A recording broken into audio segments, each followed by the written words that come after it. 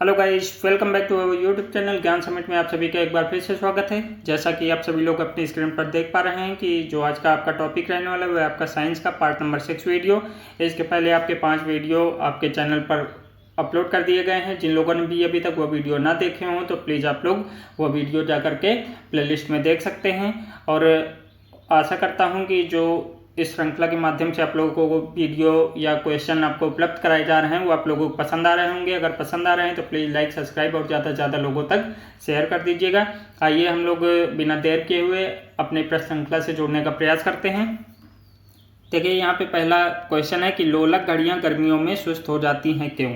ठीक है, हमें बताना है कि जो लोलक घड़ियाँ होती हैं वो गर्मियों में सुस्त क्यों हो जाती हैं। पहला ऑप्शन है आपका गर्मियों में दिन लंबे होते हैं। ऑप्शन बी आपका कह रहा है लोलक के भार में परिवर्तन हो जाता है। ऑप्शन सी आपका लोलक की लंबाई बढ़ जाती है। ऑप्शन डी आपका कुंडली में घर्षण होता है।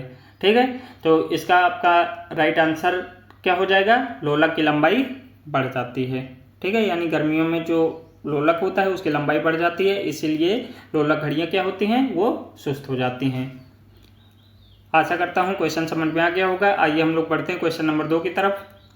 क्वेश्चन नंबर 2 आपका कह रहा है कि MRI, ठीक है, MRI ये आप लोगों ने मेडिकल में एक टर्म सुना होगा कि MRI निम्नलिखित में से क्या है।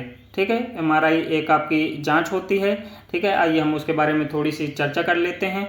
देखिए, ऑप्शन आपका कह रहा है मैग्नेटिक रिकॉर्ड ऑफ इंटेस्टाइन। इसके बाद बी आपका मैग्नेटिक रिकॉर्डिंग ऑफ इन्वेस्टिगेशन।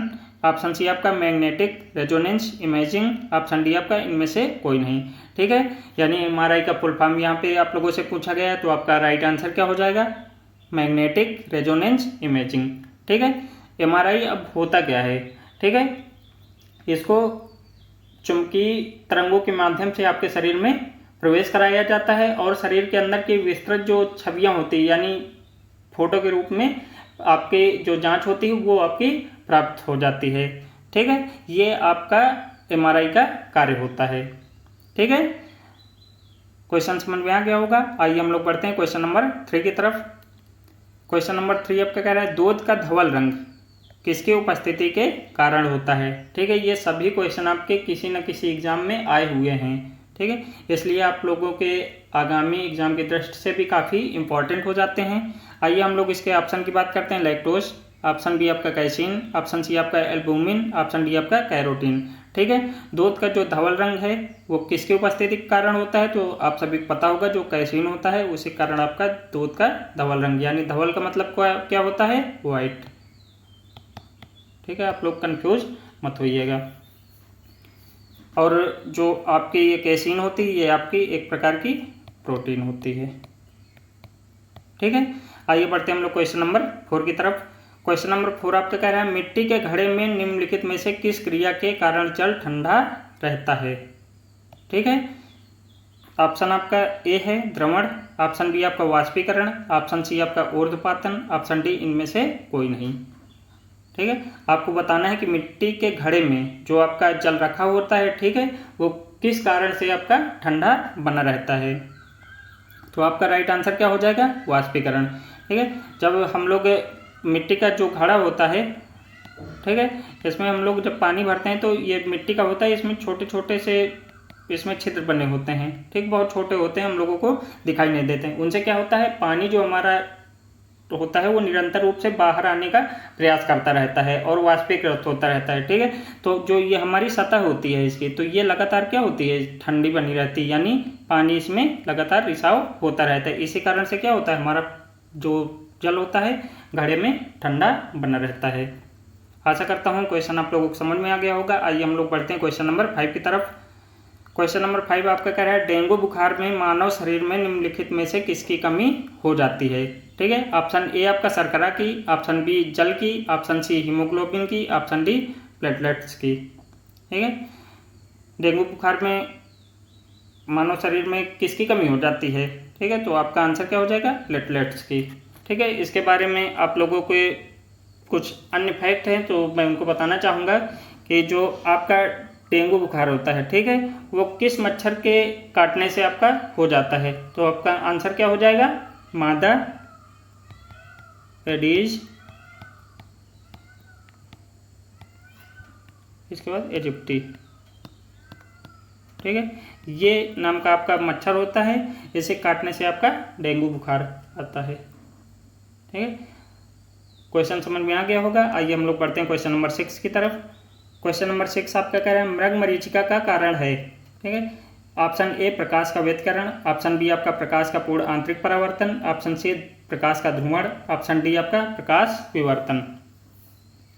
ठीक है, आपको इसका राइट आंसर बताना है कि मृगमरीचिका का कारण क्या होता है। मृगमरीचिका आपकी होती क्या है, पहले मैं आप लोगों को बता देना चाहूँगा कि जैसे हम लोग किसी रोड पे यात्रा कर रहे होते हैं तो हम लोग देखते हैं कुछ दूरी पर आपका जल, गर्मियों के मौसम में, ठीक है, वो आपका लगता है कि पूरी रास्ते में आपका जल भरा हुआ है, तो यही आपका जो दोष होता है इसी को हम लोग क्या बोलते हैं, मृगमरीचिका। ठीक है, अब इसके आंसर की अगर बात करते हैं तो इसका राइट आंसर क्या हो जाएगा, प्रकाश का पूर्ण आंतरिक परावर्तन के कारण हमारी मृगमरीचिका नामक दोष उत्पन्न होता है। ठीक है, आशा करता हूँ क्वेश्चन समझ में आ गया होगा। आइए हम लोग पढ़ते हैं क्वेश्चन नंबर 7 की तरफ। क्वेश्चन नंबर 7 आपका कह रहा है पराश्रव्य वे ध्वनियाँ हैं जिनकी फ्रिक्वेंसी होती है, यानी जिनकी आवृत्ति होती है। ठीक है, आवृत्ति बतानी है कि जो हमारी अल्ट्रासोनिक इसको बोलते हैं, अल्ट्रासोनिक। ठीक है, पराश्रव्य तरंगों को। ऑप्शन आपका 1000 हर्ट्ज के बराबर, ऑप्शन बी आपका 2000 हर्ट्ज के बराबर, ऑप्शन सी 20000 हर्ट्ज के बराबर, ऑप्शन डी आपका 10000 हर्ट्ज के बराबर। तो राइट आंसर आपका क्या हो जाएगा, 20000 हर्ट्ज के बराबर। ठीक है, जो हमारी पराश्रव्य ध्वनियाँ होती है उनकी फ्रिक्वेंसी आपकी क्या हो जाएगी, 20000 हर्ट्ज के बराबर। ठीक है, जो ये अल्ट्रासोनिक के जो तरंगे होती हैं इनको ह्यूमन यानी मनुष्य नहीं सुन सकता है। ठीक है, इन्हीं में जैसे आपका कुत्ता, ठीक है, आपकी बिल्ली, आपका चमगादड़, ये आपका पराश्रव्य ध्वनियाँ सुन सकते हैं। क्वेश्चन समझ में आ गया होगा। आइए बढ़ते हैं क्वेश्चन नंबर 8 की तरफ। क्वेश्चन नंबर 8 है आपका जब बर्फ पिघलती है तब क्या होता है। ठीक है, बताना है आपको। ऑप्शन ए आयतन बढ़ता है, ऑप्शन बी द्रव्यमान बढ़ता है, ऑप्शन सी द्रव्यमान घटता है, ऑप्शन डी आयतन घटता है। ठीक है, आप लोगों को बताना है कि जब बर्फ पिघलती है तब आपका क्या होता है। तो आपका आंसर क्या हो जाएगा, आयतन घटता है। ठीक है, और जब बर्फ पिघल रही होती है तो पानी का घनत्व क्या होता है, वह आपका अधिक होता है, घनत्व अधिक, और आयतन आपका वो आपका घट जाता है, घट जाता है।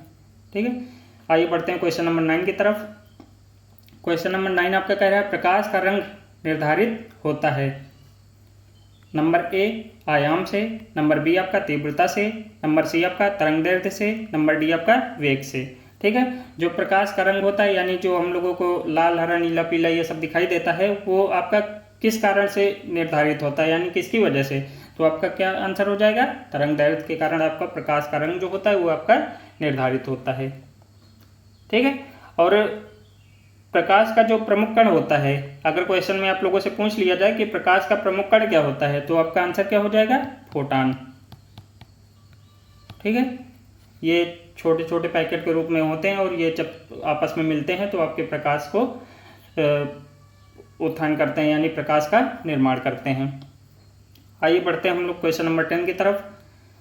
क्वेश्चन नंबर 10 आपका है पर्णहरित या क्लोरोफिल में निम्नलिखित कौन सा तत्व पाया जाता है। ठीक है, ऑप्शन ए आपका तांबा, ऑप्शन बी आपका लोहा, ऑप्शन सी आपका मैग्नीज, ऑप्शन डी आपका मैग्नीशियम। ठीक है, पर्णहरित पहले आप लोगों को बताना चाहूँगा, इसी के कारण आपके जो पत्ते होते हैं, ठीक है, वो आपके क्या होते हैं, हरे कलर के, हरे रंग के होते हैं। और अगर इसकी बात करते हैं कि कौन सा तत्व पाया जाता है पर्णहरित में, तो आपका आंसर क्या हो जाएगा, मैग्नीशियम। ठीक है, आइए बढ़ते हैं हम लोग क्वेश्चन नंबर 11 की तरफ, और यहीं से आपके सीरीज का अंत होता है, यानी प्रश्न श्रृंखला का अंत होता है। और आशा करता हूँ वीडियो आप लोगों को पसंद आया होगा। अगर पसंद आया है तो प्लीज़ लाइक, सब्सक्राइब और ज़्यादा से ज़्यादा लोगों तक शेयर कर दीजिएगा। आप लोग पढ़ते रहिए, बढ़ते रहिए और जल्दी से अपनी नौकरी हासिल करिए। आप सभी लोगों से अब विदा लेना चाहूँगा। Thanks for watching guys.